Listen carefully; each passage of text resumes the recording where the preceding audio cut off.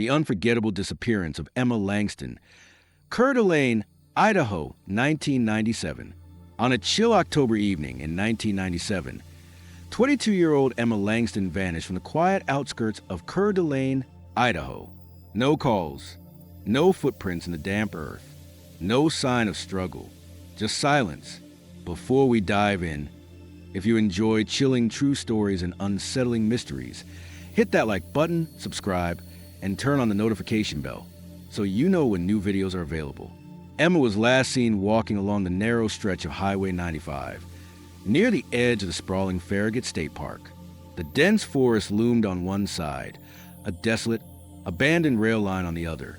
It was a familiar path for her, a solitary route she often took to clear her mind after long shifts at the local bookstore where she worked. That night, like many before, she carried a small satchel, a leather-bound journal tucked safely inside, its pages filled with sketches and reflections from a restless, creative mind. Emma was known for her quiet strength and an old soul's wisdom. She had moved to Coeur d'Alene just over a year earlier, drawn by its natural beauty and the promise of a simpler life. Friends describe her as introspective but warm, someone who listened more than she spoke, often retreating to the woods for solace in the face of growing uncertainty about her future. Recently, those close to her noticed a shift, a subtle but unmistakable restlessness. She spoke less of plans and more questions, sometimes disappearing for hours without explanation. The night she disappeared, she left her small apartment just after sunset. Her roommate, Mark Reynolds, recalled their brief exchange. She said she needed some fresh air, something to settle her thoughts. Emma wore a dark green jacket, worn jeans, and hiking boots, appropriate for a walk through the park's rugged terrain. Surveillance footage from a nearby gas station confirmed she stopped briefly to buy a water bottle, but showed no signs of distress. What happened after she passed the gas station remains a mystery. Despite an extensive search that followed over the coming days, involving local police, volunteers, and the Idaho State Search and Rescue teams, no evidence was found. The ground was scoured, the forest combed, and the abandoned rail line inspected inch by inch. No personal items were found, and Emma herself was not seen. Even a trained K-9 unit failed to pick up a scent trail beyond a few hundred yards. Law enforcement filed a case under file number CDA 1997-0452, officially designated a missing person investigation. Detectives interviewed friends, co-workers, and anyone who might have seen Emma that October evening. No witnesses reported unusual activity, and no suspicious vehicles were noted on the highway. The case quickly became a haunting enigma in the tight-knit community. As autumn deepened and the cold seeped into the soil, the search gradually waned, replaced by a lingering silence. Emma Langston became one of those missing persons whose story slipped quietly into the fabric of a town's memory, an unresolved question mark, an open wound. But the story did not end there. A faint clue discovered months later would challenge everything the investigators believed about that night. October 11, 1997, began like many other autumn days in Coeur d'Alene, crisp, with a slight fog hanging low over the town. For Emma Langston, it was a Thursday that held no apparent significance, yet would become the last day anyone saw her. 6:45 a.m. morning routine. Emma's roommate, Mark Reynolds, remembers her getting up early. She was quiet but seemed distracted, he told detectives. She ate breakfast in the small kitchen, but didn't say much about her plans for the day. Mark noticed her fingers fidgeting nervously with the silver ring she always wore, a recently developed habit. At 7:15 a.m., Mark left for work, exchanging a brief "see you later" with Emma, who was already dressed in her usual casual attire, a dark green jacket, faded jeans, and hiking boots. She grabbed her small leather satchel and entered the crisp morning air. 8:30 a.m., last known sighting at work. Emma's shift at the Page Turner bookstore started at 8:30 a.m. Employees recall her arriving on time, carrying the same satchel. She greeted the staff quietly and began arranging new book shipments. However, co-workers noticed something unusual. Emma seemed distracted, her gaze drifting outside the front windows toward the wooded area beyond the parking lot. A barista from the cafe next door, Rachel Myers, later told investigators she overheard Emma muttering, "I just need to clear my head. The woods will help." The word seemed out of place for someone usually composed. 11:45 a.m., unexplained early departure. Emma's shift was scheduled until 4 p.m., but at 11:45 a.m., she asked the store manager, Linda Calloway, if she could leave early. Linda, surprised but not suspicious, agreed after Emma explained she needed to handle some personal matters. The police report noted this early departure, case file CDA 1997-0452. Interview 6, Linda Calloway. 12:10 p.m., seen near the edge of Farragut State Park. A local hiker, Tom Fields, spotted a young woman matching Emma's description walking along the gravel path near Farragut State Park just after noon. Tom, who often hiked alone, recalled the encounter vividly. She looked calm, but I swear, there was a kind of urgency in her steps, like she had something heavy on her mind, Tom reported to the officers. Tom's statement became a critical timestamp in the timeline, placing Emma in the park area during daylight, walking alone. 1:30 p.m., phone call attempt. Emma's mother, Gloria Langston, attempted to call her daughter's cell phone around 1:30 p.m., but the phone went straight to voicemail. This was unusual. Emma rarely missed calls from family. Gloria's call was logged in phone records as unanswered, telecom report. CDA 1997-0452. 2 p.m., the gas station stop. At 2:05 p.m., surveillance footage from the Circle K gas station on Highway 95 showed Emma purchasing a bottle of water and a snack. She appeared calm, paid with a small amount of cash, and left without engaging in conversation. Detectives reviewed security tapes multiple times. No one approached Emma, and no unusual activity was recorded around the station. 2:20 p.m., the last confirmed sighting.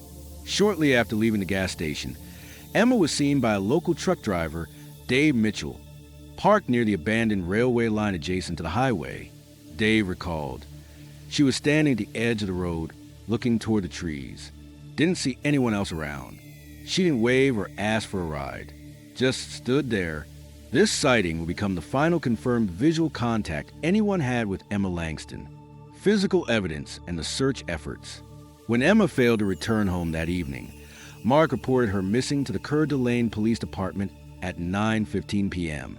Initial searches focused on the area around Farragut State Park and the abandoned rail line, car and personal belongings. Emma's blue 1992 Subaru Legacy was undisturbed and parked in the apartment complex parking lot. Her satchel, wallet, and keys were missing, but her jacket was found folded neatly on her bed. Cell phone. Emma's cell phone was discarded approximately 300 yards from the railway line, near a small creek in an unusual turn. The phone was powered off and showed no signs of damage. Forensic specialists noted no fingerprints beyond Emma's, and no calls or messages had been sent after 1:30 p.m. Search and rescue operations. Over the next 10 days, coordinated searches deployed by the Idaho State Search and Rescue SCR team combed through the park and surrounding forested areas. Teams with K-9 units, helicopters, and thermal imaging devices found no trace. Investigators, led by Detective Sergeant Bill Hawkins, issued a statement emphasizing that the search area was one of the most thoroughly covered terrains in recent memory. Interviews and behavioral observations. Police conducted extensive interviews with Emma's friends, family, and co-workers. They found no indications of recent threats, suspicious acquaintances, or unusual activity in her life. However, some witnesses noted subtle changes in Emma's behavior weeks before her disappearance. Lisa Martin, co-worker, she seemed distant, like she was carrying a secret or burden she didn't want to share. Mark Reynolds, roommate, she started taking longer walks, sometimes disappearing for hours. She didn't say where she went. That wasn't like her. Media coverage and community reaction. Local media outlets picked up the story quickly. The Coeur d'Alene Press ran front page coverage for weeks, appealing for information from the public. Flyers were distributed throughout the region, and a makeshift memorial formed near Emma's apartment. The case stirred deep unease in the community, leading to widespread speculation and theories. Theories and rumors. Among the many theories, two stood out and later proved to be red herrings, complicating the investigation. The stranger on the highway, Several residents claimed to have seen a dark-colored van parked near the highway around 3 p.m. on the day Emma disappeared. However, the timeline contradicted Emma's last confirmed sighting at 2:20 p.m., and no van matching the description was ever located by police. The mysterious phone call, weeks after Emma vanished, her mother reported receiving an anonymous call. The caller breathed heavily but said nothing. Phone records traced the call to an unregistered payphone miles away. Despite efforts, this lead went cold. Family's emotional toll and official statements. Gloria Langston appeared on local news, pleading for her daughter's safe return. "Emma is my heart," he said quietly, his voice breaking. "We just want to know what happened to her." Speaking at a press conference, Detective Sergeant Hawkins acknowledged the frustration and pain surrounding the case. Missing persons investigations are complex and emotional. We remain committed to pursuing every lead and urge the public to come forward with any information. Ignoring questions. Why did Emma leave the bookstore early on that day without explanation? What was she doing alone in the afternoon near the abandoned rail line? Who made the anonymous call to her mother? Why was her phone found powered off and discarded near the creek? And most chillingly, what happened after the last sighting by the truck driver? As winter approached, the mystery of Emma Langston's disappearance remained a painful, unsolved enigma, echoing quietly through the streets and forests of Coeur d'Alene. The investigation was far from over. Months later, a new piece of evidence surfaced, threatening to upend the entire narrative and reopen old wounds. The case remains unresolved nearly 3 years after Emma Langston vanished from the wooded outskirts of Delane.